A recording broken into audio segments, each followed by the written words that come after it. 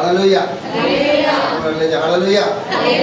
கர்த்தர் நல்லவர், அவருடைய கிருபை என்றும் உள்ளது. ஆமென். ஒரு ஆமென் சொல்லுங்க.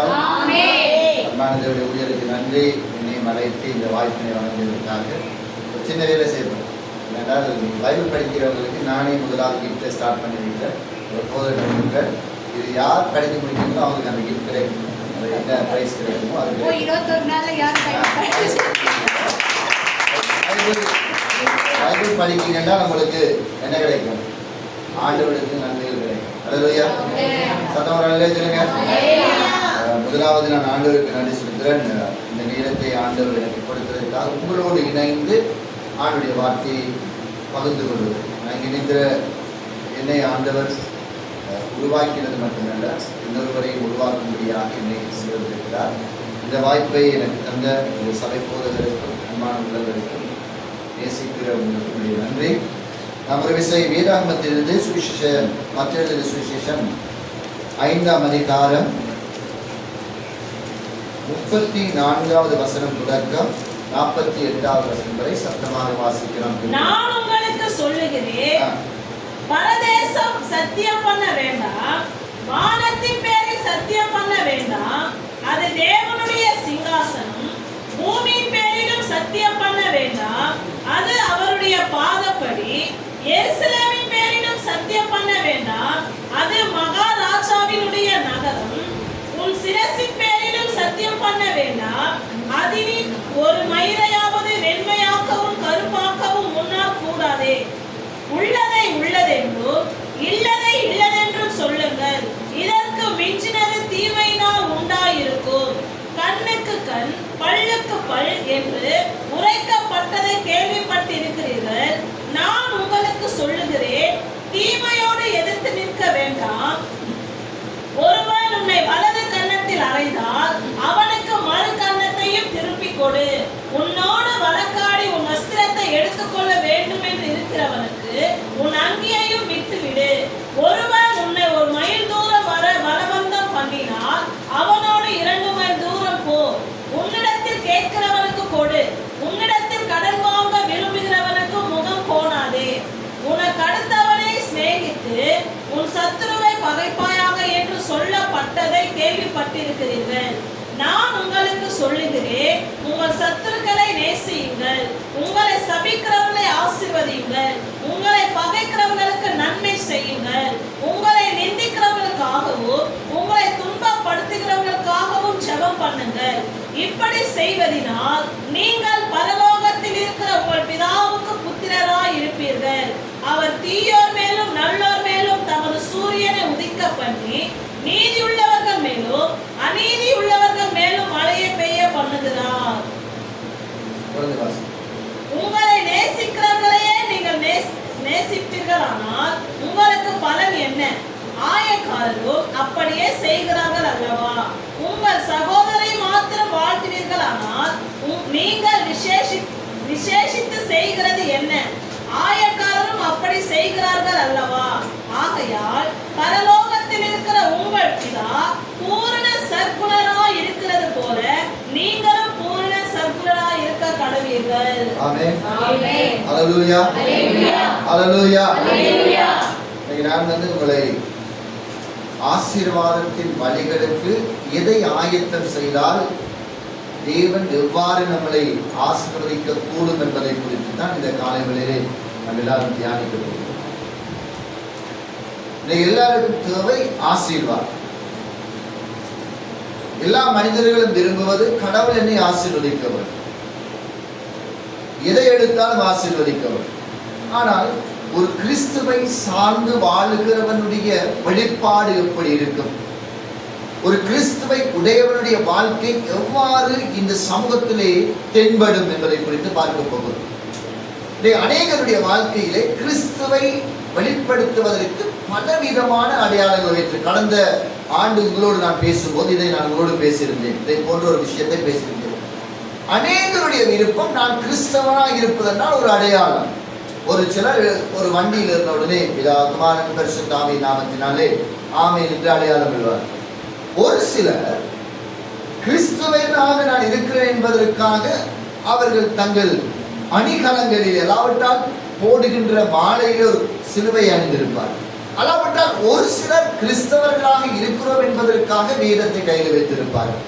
ஆனால் ஆண்டவராக இயேசு கிறிஸ்து இந்த பூமியிலே வாழ்ந்தபோது அவரை நோக்கி வந்த திரளான மக்களை பார்த்து அவர் மலையின் மேல் ஏறி அவர் மலையிலிருந்து பேசின சில முக்கியமான பகுதிகளை இந்த கிறிஸ்தவம் மறந்துவிட்டது.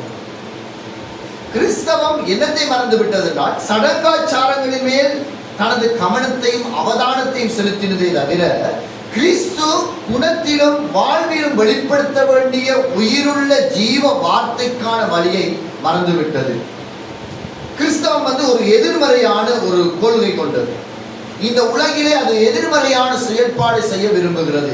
அதுதான் கிறிஸ்துவனுடைய செயல்பாடு. ஒன்றொன்றாய் நாம் தியானிப்போமா என்றால், நான் கிறிஸ்தவனா என்ற கேள்வியை எழுப்பும் போது ஒருவேளை நான் கிறிஸ்தவனாய் இருப்பதற்கு தகுதியற்றவனை போல் தென்படலாம். அதுதான் இந்த வெளிப்படையின் வேதாகமத்துடைய வல்லமை. அல்லேலூயா, சத்தமா அல்லேலூயா. இது தேவனுடைய கண்ணாடி. இதிலே பார்க்கும்போது நான் யார் என்பதை அது என்ன செய்கிறது? எனக்கு தெளிவுபடுத்துகிறது. அநேகர் இன்றைக்கு வேதத்தை படிப்பதில்லை. அநேகருக்கு வேதத்தினுடைய ஆழங்களை அறிந்து கொள்ள அவர்களுக்கு என்ன இல்லை? விருப்பம் இல்லை. ஏதோ ஒரு ஆடலையும் பாடலையும் ஏதோ ஒரு சந்தோஷமான நேரத்தையும் கழிப்பதற்காக விரும்புகிறார்களே தவிர வாழ்க்கையில் மாற்றத்தை ஏற்படுத்தக்கூடிய வல்லமை நிறைந்த வேதாகமத்தை தங்கள் சொந்த வாழ்க்கையில் உயிருள்ள வார்த்தைகளாக சிந்திப்பது மிகவும் குறைவு. அதனால் தான் ஆண்டவராய் இயேசு கிறிஸ்துவை தேடி மக்கள் கூட்டமாக வந்தார்கள். ஏனென்றால் அவர் அற்புதர். அவர் நோய்களை குணமாக்கினார், குருடரை பார்க்க வைத்தார், செவிடரை கேட்க வைத்தார், முடவரை நடக்க வைத்தார், ஊமையர்கள் பேசினார், கடல் மேல் அவர் நடந்தார், 5 அப்பத்தையும் 2 மீனையும் என்ன செய்தார்? அவர் அற்புதமாய் ஆசீர்வதித்து 5000 பேருக்கு கொடுத்தார். பிசாசுகள் ஓடினது. இவைகள் எல்லாவற்றிலும் நேரம் செலவழிப்பதை பார்க்கிலும் அவரை தேடி வந்த மக்களுக்கு அவர் உபதேசம் செய்தார். அந்த உபதேசங்கள் மிகவும் பலமுள்ளதாகவும் அது சவால் நிறைந்ததாகவும் அது எதிர்மறையான ஒன்றாகவும் இருந்தபோது மக்கள் தங்கள் வாழ்க்கையிலே உணர்ந்தவர்களாய் மனம் திரும்பி தேவனுடைய ஆசீர்வாதத்தை பெற்றுக் கொண்டார்கள். ஆனால் இன்றைக்கு இருக்கிற மக்கள் கூட்டத்திற்கு, இன்றைய கிறிஸ்தவ கூட்டத்திற்கு உண்மையிலே விருப்பம் இல்லை. என்னவென்றால் தங்களுடைய சொந்த வாழ்க்கையில் மாற்றத்தை ஏற்படுத்தி தம்மோடு இருக்கிற மக்களை இயேசு கிறிஸ்து அண்டையிலே கொண்டு வருவதற்கு இன்னைக்கு யாருக்கும் என்ன இல்லை? விருப்பம் இல்லை. என்ன விருப்பம் சொல்லுங்க? மேஜிக் பண்ண விருப்பம், ஏதாவது ஒரு அடையாளப்படுத்த விருப்பம், ஏதாவது ஒன்றை செய்ய விருப்பம், ஏதாவது ஒன்றை நடத்த விருப்பமே தவிர தங்கள் வாழ்க்கையில் தேவன் மாற்றங்களை ஏற்படுத்துகிறாரே, அந்த மாற்றத்தை மக்கள் பார்க்கும் போது மனம் திரும்புகிறார்கள் என்கிறதை சொல்வதற்கு யாருக்கும் விருப்பம் இல்லை. ஒரு கேள்வி கேட்கட்டுமா? கிறிஸ்துவை உடையவனாக நீங்கள் இருந்தால் உங்களிடத்திலிருந்து எது வெளிப்படும்?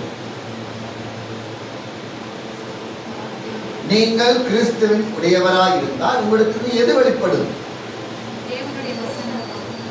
தேவனுடைய வசனம் எப்படி வெளிப்படும்?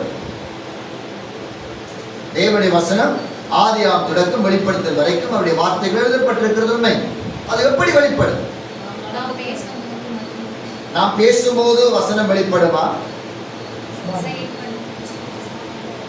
நான் கிறிஸ்துவை போல் வாழும் போதுதான் இந்த வார்த்தையின் வல்லமை வெளிப்படும். அல்லேலூயா. நிறைய படிக்கலாம், இதை பாடம் செய்யலாம், இதை தங்கள் வாழ்க்கையில் தியானத்திற்காய் பயன்படுத்தலாம், அல்லாவிட்டால் தங்கள் ஆசீர்வாதத்தின் வார்த்தைகளாக எடுக்கலாம். இது ஜனவரி வரப்போகிறது. 1ஆம் தேதி வந்தவுடனே வாக்குத்தத்த வசனம், நீ கீழாகாமல் மேலாகுவாய், தலையாகாமல் வாழாமல் மலையாகுவாய், கீழாகாமல் மேலாகும், கர்த்தர் உன்னோடு கூட இருப்பார், உன் போக்கையும் மரத்தை கர்த்தர் ஆசீர்வதிப்பார், என் சமூகம் உனக்கு முன்பாய்.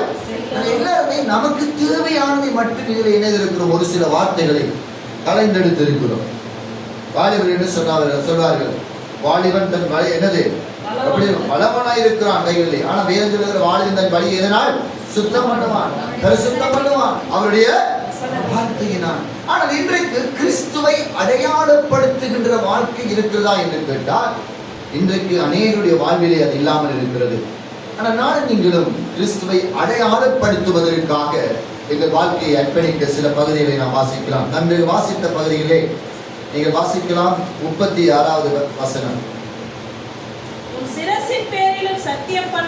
இன்று நாம் அநேக ஒரு பொய்யை உண்மையாக்குவதற்காக சத்தியம் செய்கிறோம்.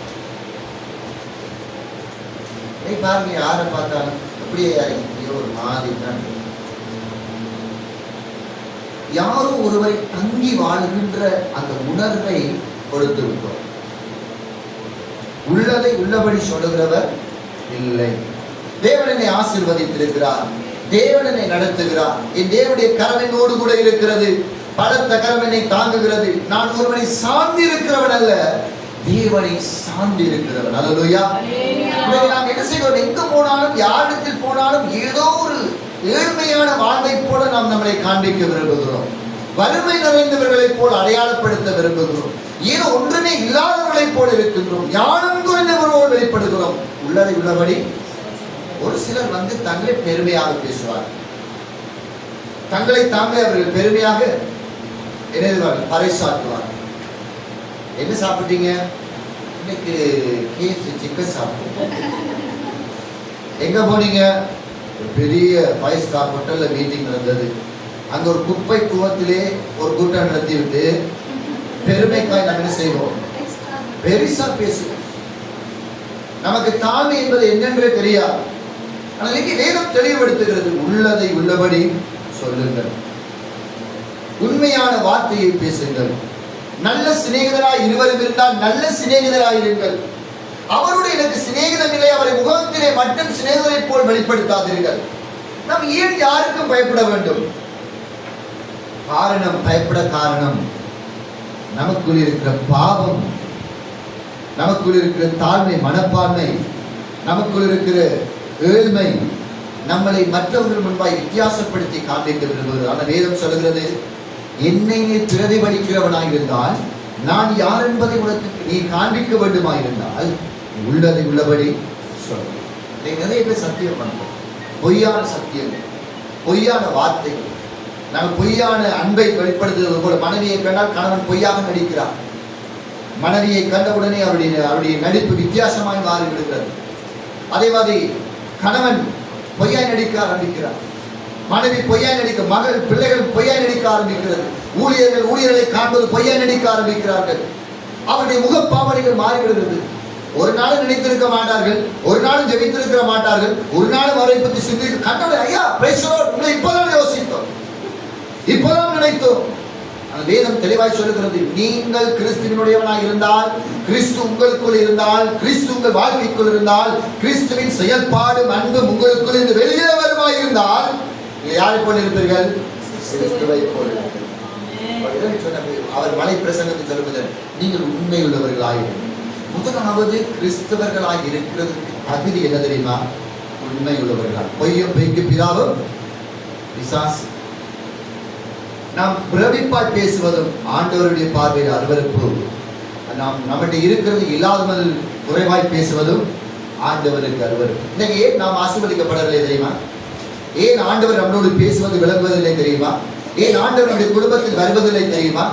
நாம் நம்முடைய வாழ்க்கையிலே உண்மை இல்லாதவர்களாய் இருக்கிறோம். ஒருவருக்கு ஒரு உண்மை இல்லை, சபைக்கு உண்மை இல்லை, ஊழியருக்கு உண்மை இல்லை, நண்பர்களுக்கு இடையில் உண்மை இல்லை. நாம் எல்லாரும் ஒரு முகஸ்துதிக்காக, ஏதோ ஒன்றை பெற்றுக்கொள்வதற்காக நம்மளை நாமளே தாழ்மையுள்ளவர்கள் ஆக்கிக் கொண்டு, தேவன் நம்மளை நடத்துகிற மேலான வழிகளை மறந்தவர்களாய், தேவன் நம்மளோடு இருக்கிற மகத்துவமான சேவைகளை மறந்தவர்களாய், நம்மளை நாமளே கொச்சைப்படுத்திக் கொண்டு, நம்மளை நாமளே பெருமைப்படுத்திக் கொண்டு, தேவனை காணாதவர்களாய் எங்கேயோ ஒரு இடத்திலே நாம் என்ன செய்து கொண்டிருக்கின்றோம்? மறைந்து கொண்டிருக்கிறோம். பொய்யான சாட்சிகள், பொய்யான விளம்பரங்கள், பொய்யான செயல்பாடுகள் தேவனை பார்க்க முடியாமல் இருக்கிறது. ஒரு படிக்கிற பாடசாலை மாணவன் ஏன் இன்னும் ரட்சிக்கப்படவில்லை? உங்களோடு பழகிற நண்பர் ஏன் இன்னும் ரட்சிக்கப்படவில்லை? ஏன் உங்கள் குடும்பத்தில் இருக்கிற ஒரு நபர் இன்னும் ஆண்டவரை அறிந்து கொள்ளவில்லை? அவன் உங்களிடத்தில் உண்மையை பார்க்கவில்லை, நீதியை பார்க்கவில்லை, ஒழுக்கத்தை பார்க்கவில்லை, இயேசு மிகவும் அன்புள்ளவர் என்பதை பார்க்கவில்லை.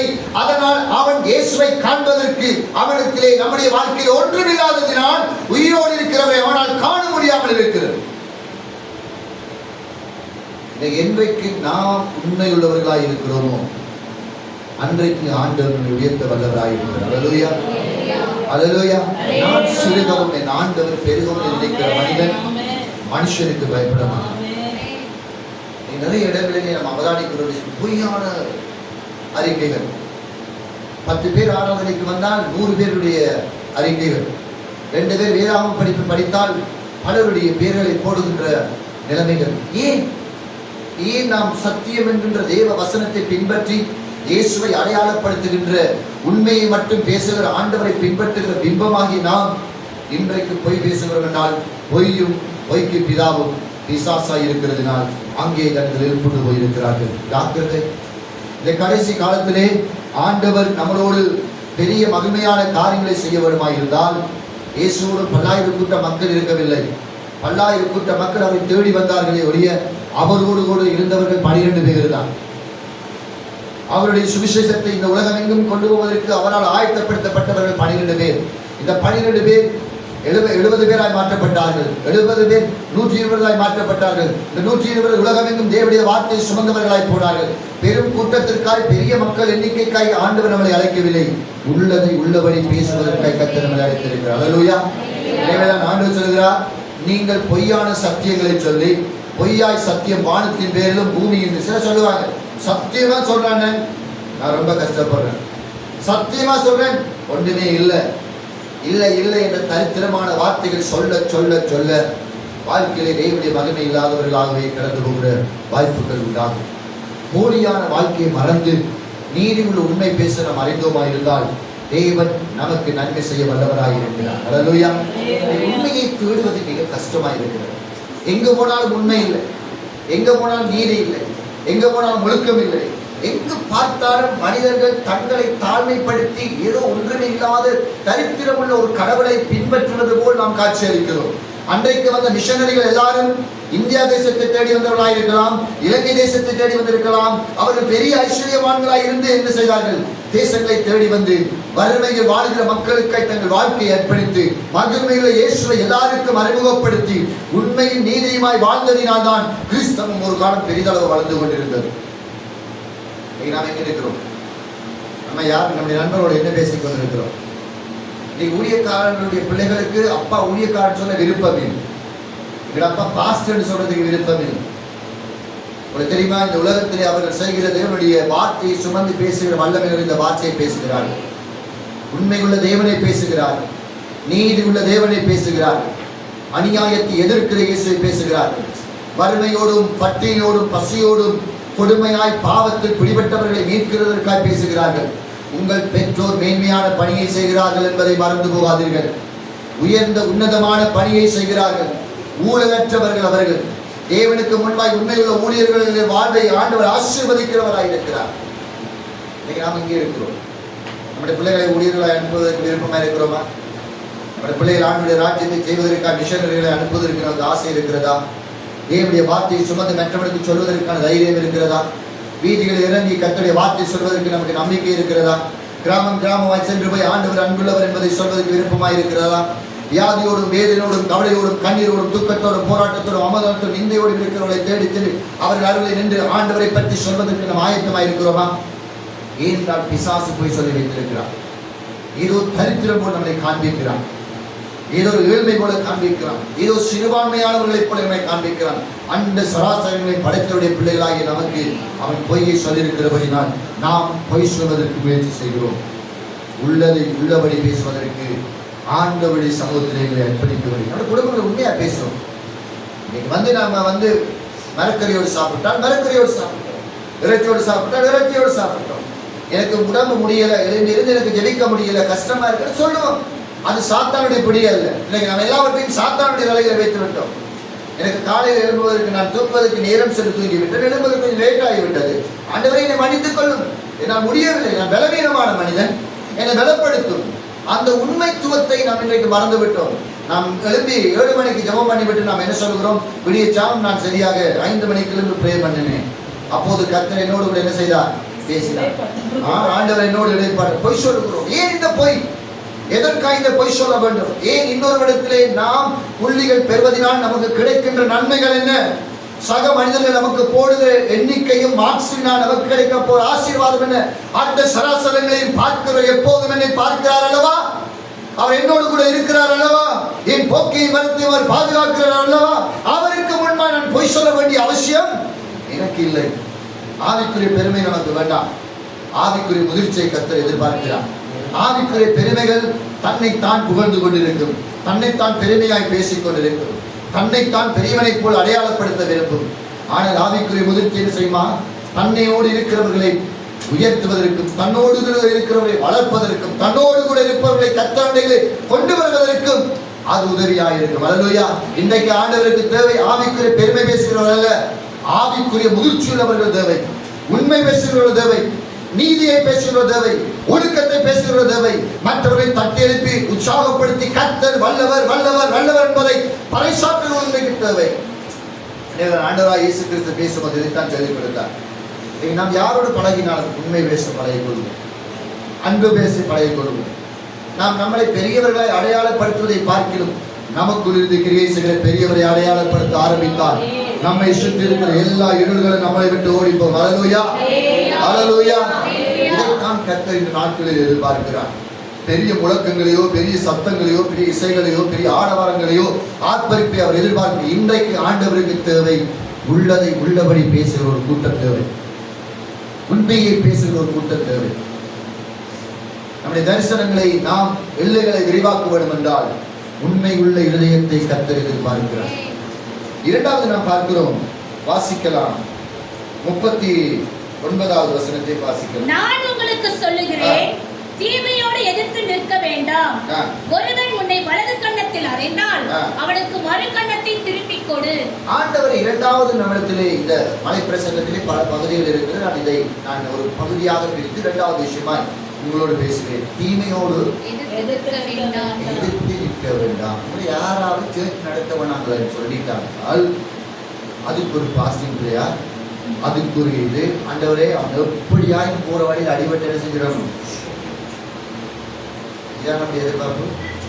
தீமையோடு என்ன செய்ய வேண்டாம், எதிர்த்து நிற்க வேண்டாம். என்ன செய்யலாம் சொல்லுங்க, என்ன சொல்றது? அது என்ன அந்த வசனத்தை முடிங்க எல்லாரும். கன்னத்தை கொடுத்தா மறு கன்னத்தை. இல்ல அது தீமை, அது வாசிங்க அதுக்குள்ள. நான் உங்களுக்கு சொல்லுகிறேன், நான் இயேசுவாகி நான் உங்களுக்கு சொல்கிறேன், தீமையோடு எதிர்த்து நிற்க வேண்டாம். ஒருவன் உன்னை வலது கன்னத்தை அடித்தால், உனக்கு வலது கன்னத்தை அடித்தால் அவனுக்கு மறு கன்னத்தை. எல்லாரும் கூட கையெடுத்து பாருங்க, எல்லாரும் கையெடுத்து நல்ல சத்தம் தட்டுங்க பாருங்க, நல்லா நல்லா தட்டுங்க, நல்லா என்ன சத்தமா இருக்குது. எதிர்க்கிறவனோடு இதை நினைத்தான் என்று யாராவது குறையா சொல்றாங்களா? வெற்றுங்க, அதுதாங்க கிறிஸ்தவ வாழ்க்கை. எங்களுக்கு கிஃப்ட் இல்லையா? நாங்க என்ன குலத்துல பிறந்தோம் தெரியுமா? நாங்க எத்தனை வருஷமா இந்த பகுதியில் இருக்கும் தெரியுமா? யாராவது வந்தான்னா ஒரு கை இணைஞ்சிடும். நான் மதுரை இல்லை, இதற்கை கத்தனம் நிறைய என்ன செய்யுங்க, ஒரு கணத்தில் நிறைந்தால் அடிக்க மனசே வராது. நம்ம தீமைக்கு தீமை செய்யத்தான் விரும்புகிறோம். அதை சொல்லுவோம், ஆண்டவர்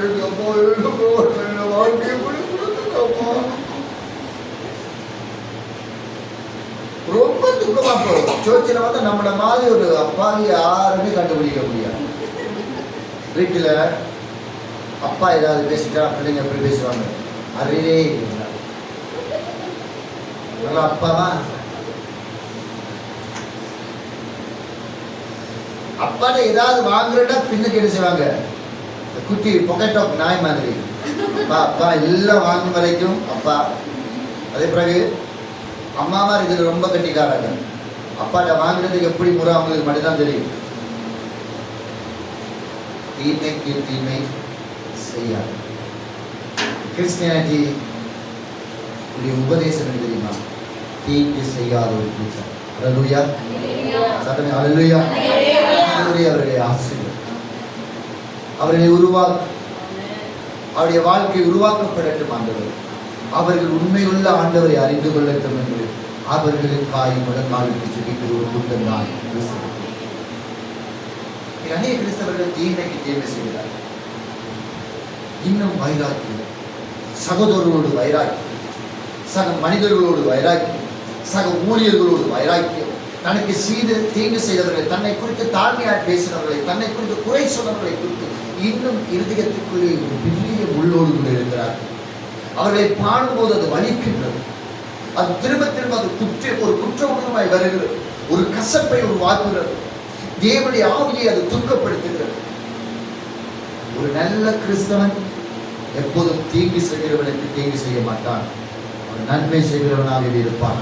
ஏனென்றால் இயேசு கிறிஸ்து நன்மை செய்கிறவராகவே சுற்றித் திரிகிறார். ஹல்லேலூயா.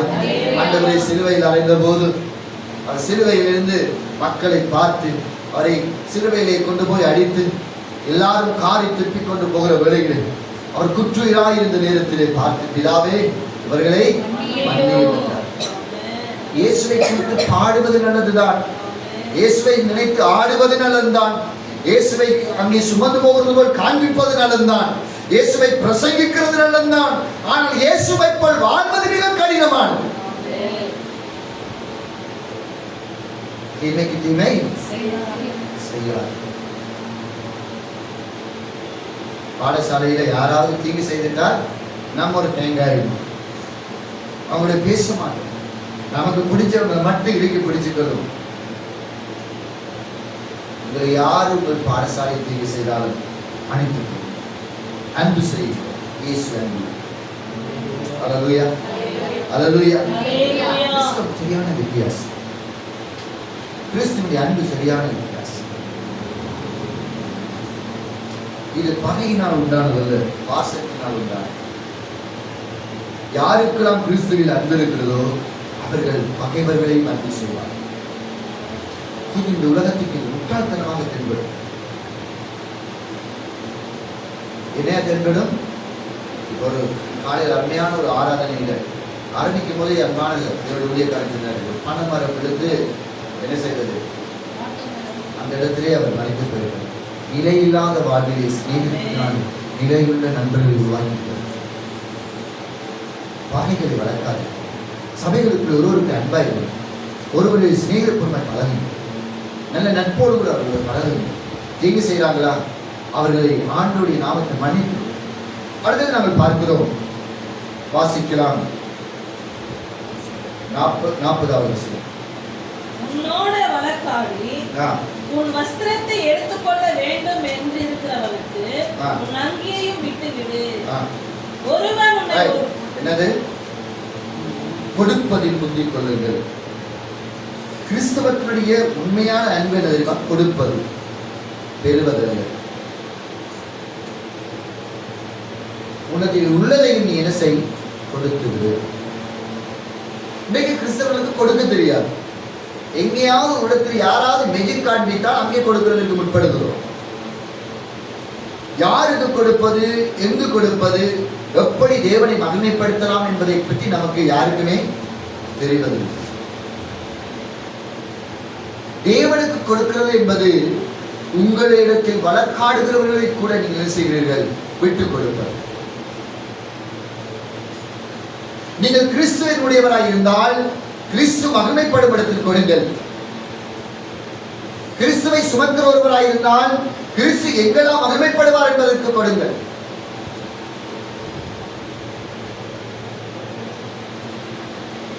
அது விட்டுக் கொடுப்பாய் இருக்கும். அது என்னையா இருக்கும்? விட்டுக் கொடுப்பாய் இருக்கும். ஒரு சின்ன ஒரு உதாரணம் போய் சொல்லட்டும். என்னுடைய வாழ்க்கையிலே சுனாமி காலத்திலே நான் ஒரு ஏக்கர் காணி வாங்கியிருந்தேன். அந்த காணியை நான் பெரிய தரிசனத்தோடு அதை நான் வாங்கியிருந்தேன். இது சிநேகபூர்வமான ஒருவருக்கு பெரிய ஒரு கஷ்டம் வந்தபோது அந்த காணியை நான் அவருக்காக இன்னொருவருக்கு பணம் வாங்கி கொடுத்தேன். இந்த பணம் வாங்கி கொடுத்தவர் என்னை மிகவும் கடினப்படுத்தினதினால் இந்த காணி ஒரு சின்ன விலைக்கு கொடுத்து அந்த பணத்தை கட்டி அந்த காணி இல்லாமல் போனது. இப்போது அது பல லட்சங்களுக்கு அது விற்கலாம். விட்டுக் கொடுப்பதினால் நான் இன்று வரை தோற்றதில்லை, இன்று வாழ்ந்து கொண்டே இருக்கிறேன். நம்மளை வழக்காடுகிறவர்களுக்கு என்ன செய்யதை விட்டுக் கொடுக்க. கிறிஸ்துவுடைய நாம் எங்குமே செய்யக்கூடாது.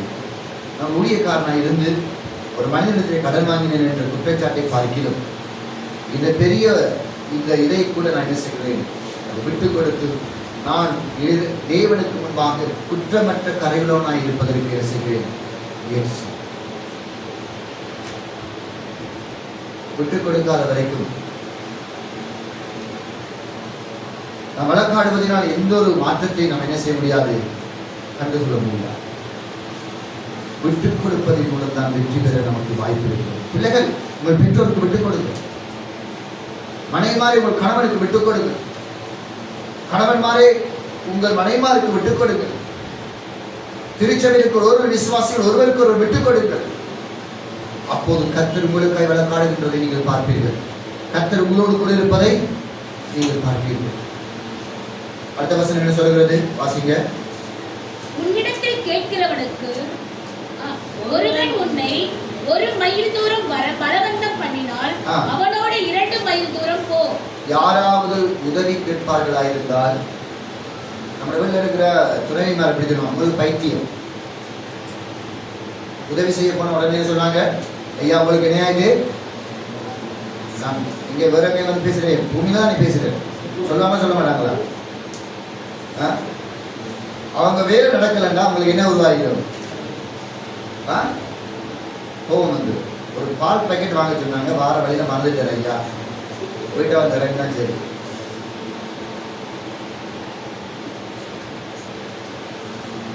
நிஜத்தை பேசுவோம், உண்மை அதுதான். ஏன் அதை வந்து ஆறுதலா வந்து வாங்கலையா, சரி போய் வாங்கிட்டு வாங்கன்ற அந்த அன்பின் மொழிகளையும் வருதில்லை. நம்ம தான் அந்த வீட்டில் ஹீரோ. அவர் ஏதோ நம்ம வீட்டுக்கு வேலைக்கு வந்து வேலைக்காரன் தானே. நம்ம சொல்றதெல்லாம் அவர் வாங்கிட்டு வரணும். நான் வாங்கி வரக்கூடாண்டா அவர் இல்லையக்கூடாது, வாங்கி வர கூடாது. ஒரு சில கிராமங்களில் சொல்லுவாங்க, கணவனை பார்த்து மனைவிமார், அப்பா பெரிய மீன் வாங்கிட்டு வாங்க. நம்ம சொந்தக்காரர்கள்லாம் வந்திருக்காங்க. அங்கே என்னதை காட்டுவாங்க, என்னது நான் காட்டுறதுல அவர் புரியுதா, பெரிய மீன் வாங்கிட்டு வாங்க. சின்ன சின்ன மீனா வாங்கிட்டு வந்துருங்க. அவர் மறந்து பெரிய மீன் வாங்கினா, ஐயா உனக்கு கண்ணு எங்க முன்னுக்கு இருந்துச்சா அல்லது பின்னுக்கு இருந்துச்சா? வேத தெளிவாய் சொல்லுகிறது, ஒருவன் 1 மைல் தூரம் கூப்பிட்டால் என்ன செய்யும், அவனை கொண்டு போய் அவன் ஆறுதல் அடைய வரை கொண்டு போயிருக்கிறார். நிறைய நேரங்கள் நம்ம என்ன செய்யறோம், தோத்து போற கிறிஸ்தவத்தை தெரியுமா, சுயநலம். நமக்கு மட்டும் ஒரு பவுண்டரி, நமக்கு மட்டும் ஒரு எல்லை, நம்முடைய பிள்ளைகளுக்கு மட்டும் ஒரு எல்லை, நம்முடைய குடும்பங்களுக்கு மட்டும் ஒரு எல்லை, நமக்கு நாமே ஒரு எல்லையை என்ன நிர்ணயிச்சு வச்சிருக்கிறோம். ஒரு சபையில் ஒரு பிள்ளை நல்லா படிக்குது, சபையில் இருக்கிற எல்லாரும் பார்க்குறீங்க, காலேஜுக்கு பணம் கட்டுறதுக்கு அவங்களுக்கு முடியலை. என்ன செய்றீங்க, அந்த வாரம் எல்லாரும் சேர்ந்து ஆளுக்கு ஒரு 100 100 50 50 போட்டு என்ன செய்றீங்க, அந்த பிள்ளையுடைய படிப்புக்காக உதவி செய்யுங்க. அந்த பிள்ளை இன்னொரு இடத்துக்கு என்ன செய்யணும், வாழ்ந்து கொடுப்பதற்கு கற்றுக்கொள்ளுங்கள். ஒருவரை தூரம் கொண்டு விடுவதற்கு கற்றுக்கொள்ளுங்கள். அதுதான் சபை. சபை என்பது கையை தட்டி பாட்டை பாடி ஆராதனை செய்து கடந்து போகிற இடம் அல்ல. அது ஐக்கியம், அது ஒரு குடும்பம், அது ஒரு நல்ல உறவு. இங்கே ஏதோ ஒருவர் பிரசங்கம் பண்ணுகிறார், யாரோ ஒருவர் பாடுகிறார், யாரோ ஒருவர் ஜெபிக்கிறார் என்பது கூடுகிற இடம் என்று சபை என்பது. சபை என்பது என்ன தெரியுமா, நாம் எல்லாரும் ஒருவருடைய பாரத்தை ஒருவர் சுமந்து, ஒருவரை உற்சாகப்படுத்தி, ஒருவரை தாங்கி, ஒருவரை ஊண்டி தள்ளி அவர்கள் உயர்ந்த ஒரு ஸ்தானத்தில் கொண்டு விடுவதுதான் சபை. கடமைக்காய் நாம் ஆராதனை செய்வதென்றால் ரோட்டில் நின்று ஆராதனை செய்துவிட்டு போகலாம். ஏன் நாம் ஒன்று கொடுக்கிறோம், ஏன் ஐக்கியப்படுகிறோம்? என் வீட்டில் விளைந்ததை நான் எடுத்துக்கொண்டு வந்து சபையில் இருக்கிற நண்பரோடு பகிர்ந்து கொள்கிறேன். வீட்டில் கிடைத்த ஆசீர்வாதங்களை நினைக்கிறேன், பகிர்ந்து கொள்கிறேன். ஒரு வாழை மரம் ஒரு பெரிய தார் போடுகிறதா, அந்த தாரை வெட்டி கொண்டு நாம் எல்லாரும் என்ன செய்கிறோம், பங்கிட்டு சாப்பிடுகிறோம். வீட்டிலே கிழங்கு சமைக்கிறோமா, அந்த கிழங்கு எல்லாரும் பங்கிட்டு சாப்பிடுகிறோம். நமக்கு கிடைத்ததை மற்றவரோடு பகிர்ந்து கொள்வதுதான் கிறிஸ்தவம். இதைத்தான் இயேசு கற்றுக் இன்றைக்கு எங்கே இருக்கிறது, எதையாவது ஒன்று ஒருவரிடத்தில் பெற்றுக்கொள்ளலாம் என்கிறதுதான் இருக்கிறதே தவிர, என்னிடத்தில் இருப்பதை நான் பகுத்து கொடுப்பதற்கு நமக்கு என்ன இல்லை, விருப்பமில்லை. நம்மளை இந்த உலகம் அகதிகளாக்கி விட்டார்.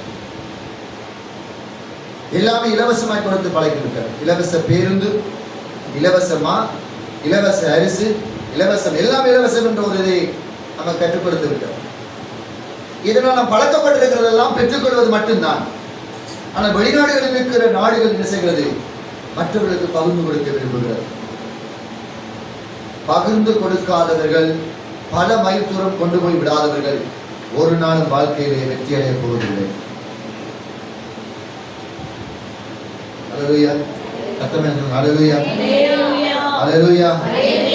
கடினமான காரியம், இதை அறிந்து கொண்டால் உங்கள் ஆசீர்வாதத்தின் பலகனி உங்கள் வீட்டில் காண திறக்கப்படும். இதுதான் வழி என்று அறிந்து கொண்டீர்கள் என்றால் தேவன் உங்களை ஆசீர்வதிக்கிறதை உங்களால் பார்க்க முடியும். அடுத்த வசனத்தை வாசிக்கலாமா?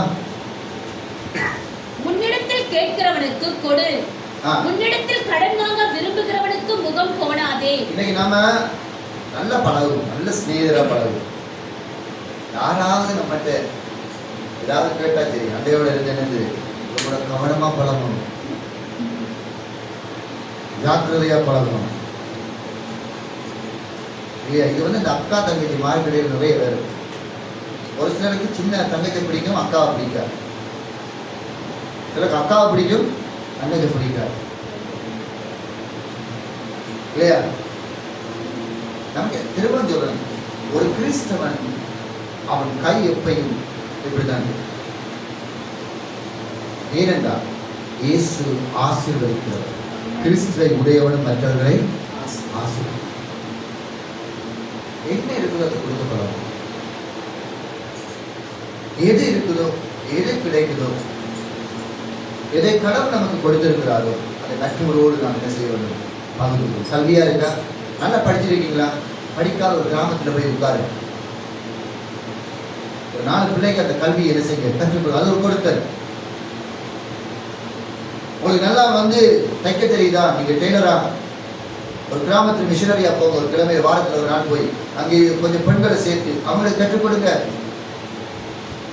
கவிதை அல்லது மனநவசம் சொல்வது அல்லது நல்ல நாடகம் செய்வது, இந்த தலன் இருக்கு, இன்னொரு உருவாக்குங்க. அதான் கொடுத்தல். கொடுத்தல்னா பணத்தை மட்டும் கொடுப்பதல்ல. உங்களை சுற்றி இருக்கிற பிள்ளைகளை ஒன்று சேருங்க. ஒரு மணித்தியாலம் ஒரு நாளைக்கு ஒரு குழந்தை கொடுக்கறதுனால என்ன நம்ம தோல்வி அடையணும்? அந்த குழந்தை இந்த தேசத்தின் ஜனாதிபதியாய் கூட மாறலாம். உங்களால் உருவாக்கப்பட்டுள்ளது. அல்லேலூயா. சத்தமாக அல்லேலூயா. அல்லேலூயா. நான் தான் ஜனாதிபதியான அப்படியே இருக்க வேண்டியதுதான். கிறிஸ்தவர்கள் எல்லாருமே நான் மட்டும்தான் பரிசுத்தவான் பேசக்குள்ள பாருங்க. ஆமா, அவங்கள விட்டா யாருமே இயேசுவாமியை தொத்து போயிருக்காரு. அங்க அப்படியே வச்சுட்டு இருக்காரு தன்னத்துல கை. நிறைய பேர் கிறிஸ்தவர்களாக மட்டும்தான் இருக்கிறார்கள் ஒழிய கிறிஸ்துவை உடையவர்களாக இல்லை. நம்ம நிறைய பேரை கிறிஸ்தவர்களாக மட்டும் பார்க்கிறோமே ஒழிய கிறிஸ்துவை உடையவர்களை பார்ப்பது மிகவும் அரிதாயிருக்கிறது. தேவை ஆண்டவர் எதிர்பார்க்கிறது கிறிஸ்துவை உடையவர்கள் அவருக்கு. எவ்வளவு கொஞ்சம் தூரம் கூப்பிட்ட உள்ள உங்களுடைய என்ன செய்ய நம்முடைய பழக்கம் இருக்கு தெரியுமா? ஏதாவது பழசா இருந்தாலும் 1965ஆம் ஆண்டு கிடைச்ச சக்தியா இருந்தாலும், அந்த புடவையா இருந்தாலும், இல்லையா, எதுவா இருந்தாலும் 65ஆம் ஆண்டு கிடைச்சதா இருந்தாலும் பத்திரமா வைக்கிறது. ஒன்று வெள்ளம் அதை கொண்டு போயிருக்கும், அப்படி இல்லாட்டி சுனாமி என்ற அலை அதை கொண்டு போய். கிறிஸ்துவை உடையவர்கள் எப்போதும் கொடுக்கிறவர்களாக.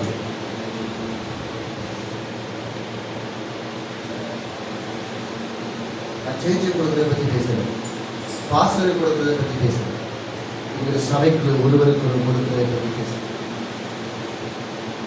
கர்த்தருக்கு கொடுக்கறதுல யாரும் சொல்லிக் கொடுக்கக்கூடாது. தான் கொடுப்பதுதான் கர்த்தருக்கு கொடுப்பது. பிரசங்கத்தை கேட்டு மனம் திரும்பி கொடுத்ததுதான் கொடுப்பது.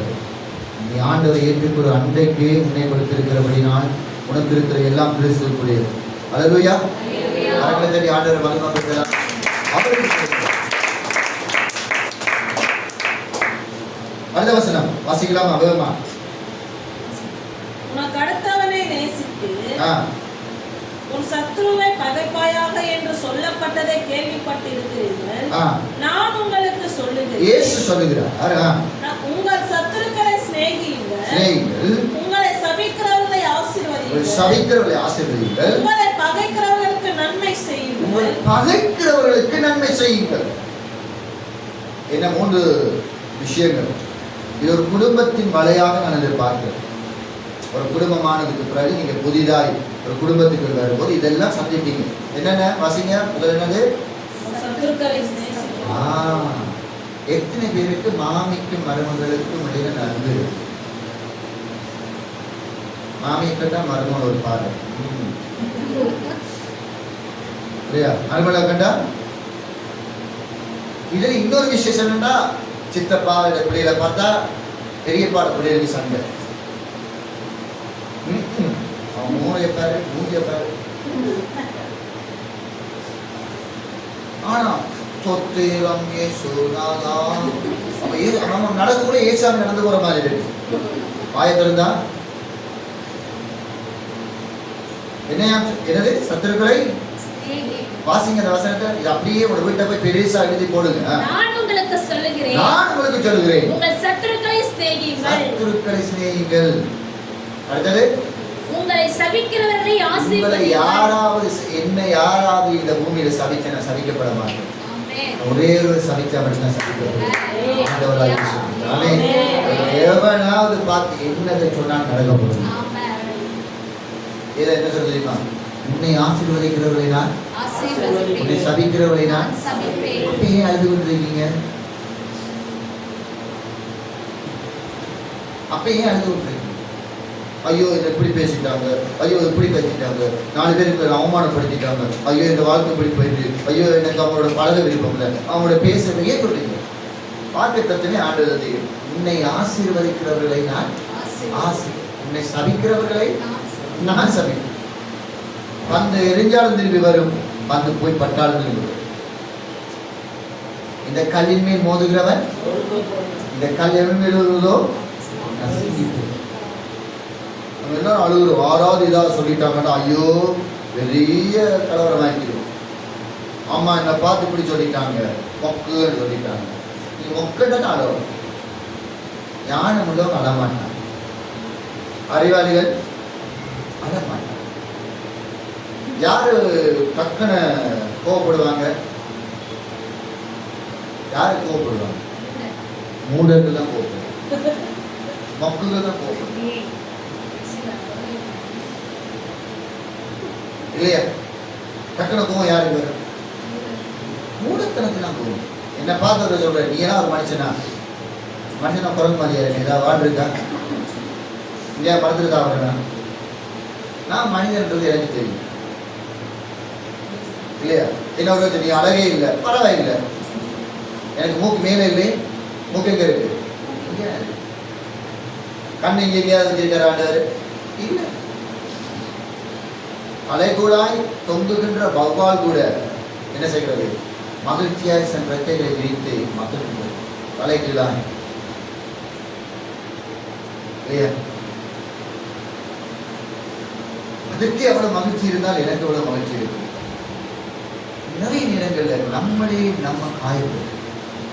யாரோ ஒருவர் போற வழியில எங்கேயோ ஒரு 10 தூவர் துப்பிட்டு போனதுக்காக அந்த துப்பலை நம்ம எடுத்துக்கொண்டு வீட்டை வச்சுட்டு எனக்கு துப்பிட்டாங்களே, எனக்கு துப்பிட்டாங்களே, எனக்கு துப்பிட்டாங்களே, எனக்கு துப்பிட்டாங்களே.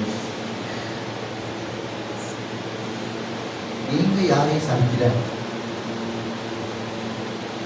அந்த சாபம் வருது. அதனால் நான் ஆண்டவர் உன்னை ஆசீர்வதிக்கிறவரை நான் உன்னை சபிக்கிறவரை நான். அப்படி ஏன் நம்ம இந்த 6வது ஏதாவது சொல்லிட்டா ஏதாவது செஞ்சு ஆகணும். ஃபோன் பண்ணி இவங்க இப்படி பேசிட்டாங்க, இனிமேல் நான் வரமாட்டேன், நான் பேச மாட்டேன், நீ உங்களோட எனக்கு எந்த உறவும் இல்லை, நீங்க என்ன அவமானப்படுத்திட்டாங்க. உங்களை யாராலும் அவமானப்படுத்த முடியாது. உங்களுக்குள் ஒருவர் இருக்கிறார், அவர் பெரியவர். அல்லேலூயா, அல்லேலூயா. அதனால்தான் சவுல் காதுகளாக அவனை போன்றிருந்தார். கிறிஸ்தவத்தில் இன்னெல்லாம் படிக்கணும், எதையெல்லாம் செய்யணும், எத்தனையோ வகுப்புகளுக்கு போறோம். ஆனால் வாழ்க்கையின் தத்துவங்களை உண்மையை கிறிஸ்துவிற்கு நாம் படிக்கவில்லை. அதுக்கு ஆவிக்குரிய கூட்டம், ஆவியான ஒரு கூட்டம், அபிஷேக கூட்டம், இதெல்லாம் போய் பிரயோஜனம் இல்லை. நாம் கிறிஸ்துவை நம்முடைய தேவன் சர்வ வல்லவர் என்று அறியாத வரைக்கும் அவரை நம்மளால் புரிந்து கொள்ளும். சந்தோஷமா ஒரு அழுகையை தரலாம், சந்தோஷமா ஒரு அழுகையை தரலாம். சொல்லுங்க, ஆண்டவரை நான் என்னை புரிந்து கொள்கிறேன், நீங்கள் என்னோடு இருக்கிறேன். சொல்லுங்க, நான் சொல்லுங்க, நான் என்னை புரிந்து கொள்கிறேன், நீர் என்னோடு கூட இருக்கிறேன். அல்லேலூயா. அதனால நம்ம யாரு நம்மளை குறைவாகவோ உயர்வாகவோ தாழ்வாகவோ பேசுறது கவலைப்படலாம். அதை கை தட்ட வாசிக்கலாமா? மிக வேகமாக முடியும். என்ன செய்யுங்க? முடியாத விஷயம் இல்லை. உங்கள் சத்துருக்களை அடுத்தது, உங்களை சபிக்கிறவர்களை ஆசீர்வதியுங்கள். உங்களை சபிக்கிறவர்களை ஆசீர்வதியுங்கள். உங்களை பகைக்கிறவர்களுக்கு நன்மை செய்யுங்கள். உங்களை பகைக்கிறவர்களுக்கு நன்மை செய்யுங்க. கிறிஸ்துமஸ் வந்தா தெரியும், பக்கத்துல அவங்க ஏசிட்டாங்க, அதனால அவங்களுக்கு வாசல் இல்லை, அது சாப்பாடு இல்லை. யாரும் கொடுக்குறது? அங்கே தான் கொடுக்குறது. அவங்க கூப்பிட்டு கேட்பாங்க, என்ன வந்துட்டு போனாங்களே, என்ன பண்ணாங்க? 2 பேரும் திரும்ப பெரிய இணைவாங்க, அப்படம் வந்து போடுவாங்க. உங்களை நீங்கள் கிறிஸ்துவ உடையவனாக இருந்தால், கிறிஸ்துவை பிரதிபலிக்க வேண்டும் என்றால், பகைக்கிறவர்கள் என்ன செய்யுங்க?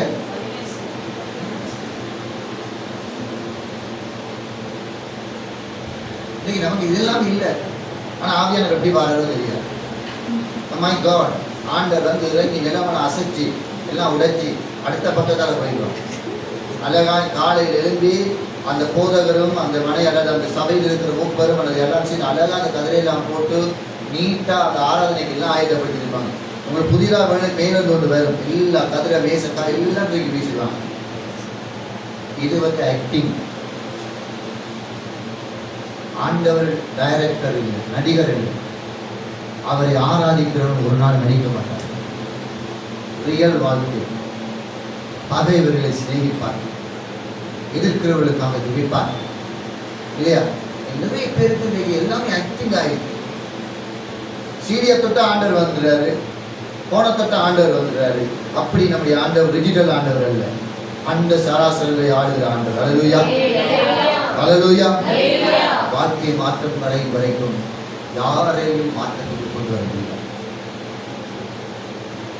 அப்பா மாறினார் வீட்டில், அங்கே இருக்கிற எல்லாவற்றையும் மாற்றணும்.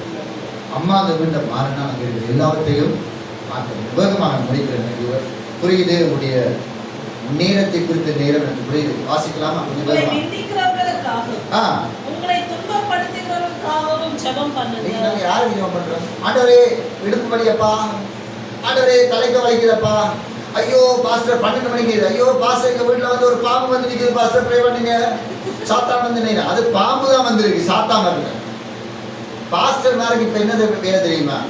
இடுப்பு வலி, தலைவலி, இதுக்கு மருந்து கொடுக்குறது, கல்லு வலி. இதுக்கு நாங்க யாருமே கடவுள்களை படிப்பிக்கல. உடைய ஆவிக்குரிய மரணத்தில் இருந்து உயிர்ப்பிக்கிற வார்த்தையை கற்றுத்தருவது. அல்லேலூயா. காது குத்துறதுக்கு, மூக்கு குத்துறதுக்கு, மொட்டை வலிக்கிறதுக்கு, இதுக்கெல்லாம் பாஸ்டர் மாரை போட்டு படுத்துறது. இதுதான் என்னுடைய பணியாவே போயிட்டு இருக்கு. கர்த்தருடைய ஊழியக்காரன் எதுக்கு நான் கடவுள் கொடுத்துருக்கேன்? பைபிள் ஒரு டவுட் வருதா? வாசி எனக்கு சொல்லிக் கொடுங்க, இந்த பாட்டு எனக்கு சொல்லிக் கொடுங்க, இந்த வேத பகுதி எனக்கு தெரியல புரியல, அதை சொல்லிக் கொடுங்க. யாராவது வாராங்க கேளுங்க, ஃபோன் பண்ணுவாங்க, நடிச்சாங்க. ஐயோ பார்த்து தெரியாம நானும் அவன் சண்டை போடுறோம், சண்டை விலக்கி வைக்கிறதுக்கு. நாங்கள் நீதிபதியா? ஐயோ வயிற்று கூந்தல் வாசம் வாங்க, நாங்கள் டாக்டரா? எங்களுக்கு அந்த டாக்டர் பட்டம் தெரியாது. வேதத்தினுடைய ஆழமான ரகசியம் புரியல, வேதத்தினுடைய ஆழமான ரகசியம் எங்களுக்கு தெரியல. இதை எங்களுக்கு சொல்லிக் கொடுங்க, கற்றுக் கொடுங்க. எனக்காக ஜெபம் பண்ணுங்கிறதுக்காக கற்று நம்மளுக்கு கேட்க. கல் வலிக்கும், தலைவலிக்கும், கண் வலிக்கும், எல்லாம் ஆண்டவர் அதுக்காக டாக்டரையும் என்னது ஹாஸ்பிட்டலையும் வச்சிருக்காரு. இவர் போவர் பாஸ் வந்து நடிச்சாங்க இருக்கு. ஐயோ ஒரு ஆத்துமா பாம்பு, அவர் போற வழியில நாயில் அடிபட்டு அவர் கீழே கிடப்பார். அந்த ஆத்மா வந்து தூக்கி கொண்டு வீட்டை என்ன செய்யும்? ஒரு வாரத்தை போட்டு போகும். நல்லா கவனிங்க, தேவனுடைய ஊழியர்களை மிஸ்யூஸ் பண்ணாதீர்கள்.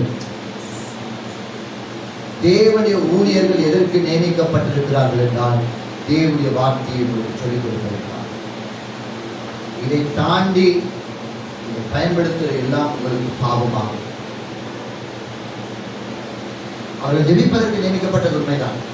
உங்களுடைய குடும்பங்களை பார்ப்பதற்கு நியமிக்கப்பட்டது உண்மைதான். உங்களோட வீட்டில் ஒரு போதகர் வருவதால் பாயை போட்டு அதில் நீங்கள் கர்த்தருடைய வார்த்தை எடுத்துக்கொண்டு குடும்பமாய் வட்டமாய் இந்த ஒரு பாட்டை பாடி ஜெபித்து ஆண்டவர் ரகசியங்களை அறிந்து கொள்வீர்கள்.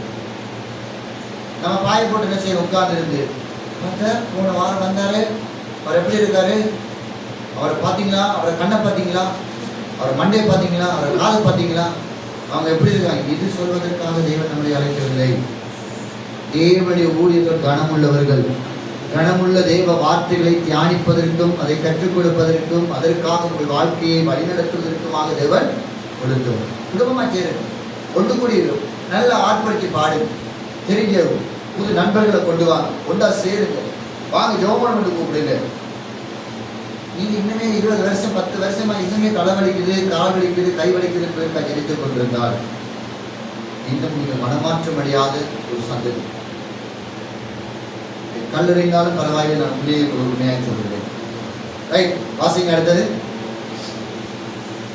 இப்படி செய்வதினால் நீங்கள் பரலோகத்தில் இருக்கிற உங்கள் நீங்கள் இப்படி செய்வதினால் என்னது? அதுக்கு முதல் வாசிச்சம் என்ன வசனம்? வாசிங்க அதுக்கு மேல் வசனம். நான் உங்களுக்கு சொல்லுகிறேன், நான் உங்களுக்கு சொல்கிறேன், உங்கள் சத்துருக்களை சிநேகியுங்கள், உங்களை சபிக்கிறவர்களை ஆசீர்வதியுங்கள், உங்களை பகைக்கிறவர்களுக்கு நன்மை நன்மை செய்யுங்கள், செய்யுங்கள், உங்களை நிந்திக்கிறவர்களுக்காக உங்களை துன்பப்படுத்துவர்களுக்காக ஜெபம் பண்ணுங்கள்.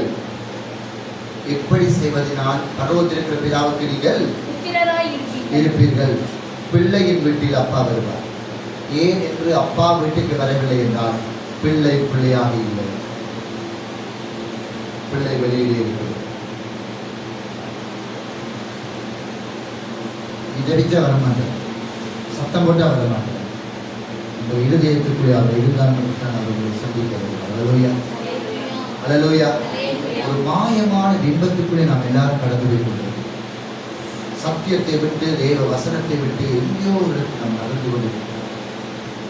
நம்மளை நாம் தனிப்பட்ட ரீதியாக தேவன் தங்குகிற ஆலயமாகி நமக்குள்ளே மற்றவர் இருக்கிறாரா, மற்றவர் செய்கிறாரா என்பதை பார்க்கிறோம். நான் இருக்கிறேனா என்று சொல்லிக்கிறோம். கர்த்தர் நம்மை அழைக்கிறார். கண்களை மூடலாமா? ஒரு சில நிமிடங்கள் ஆண்டவரோடு நான் பேசுகிறேன்.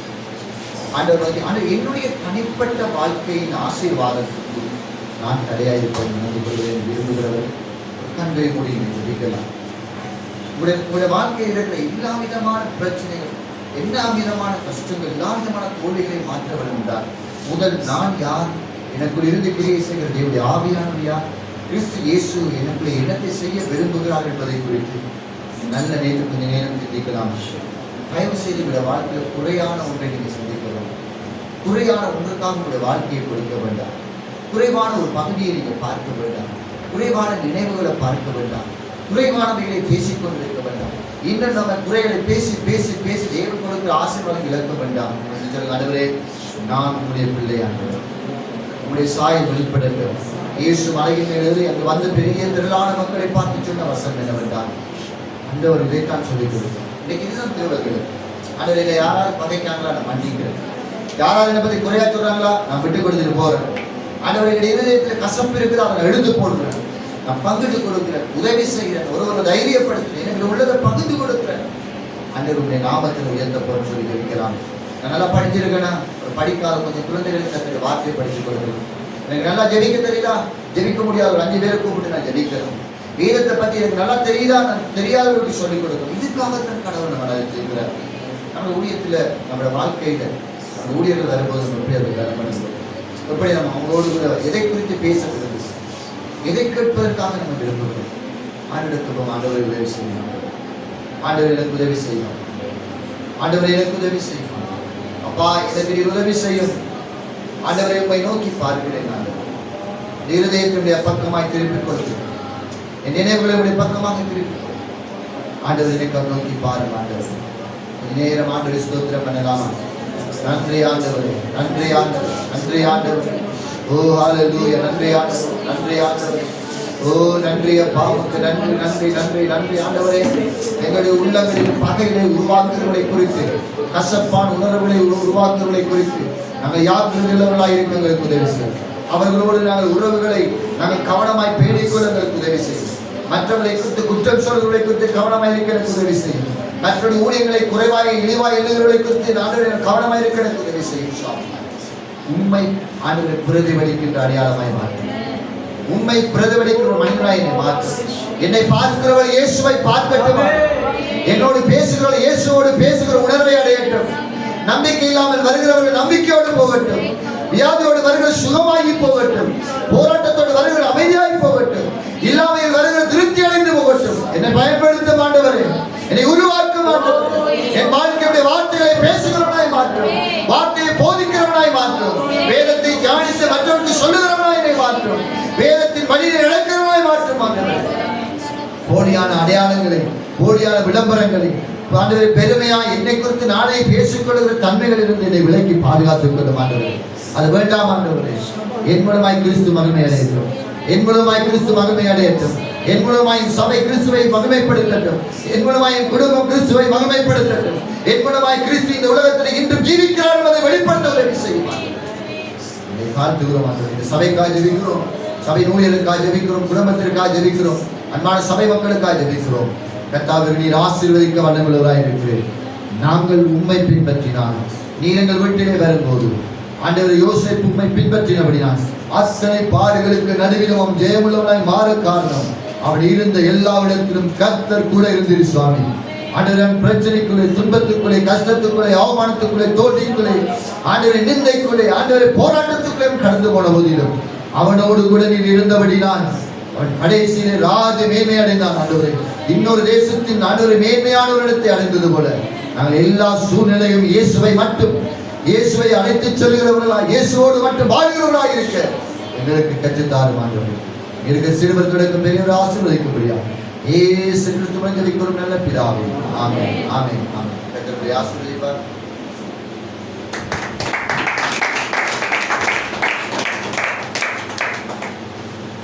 இருந்த இடத்துல இருந்திருக்கலாம். முடிக்க போகிறோம்.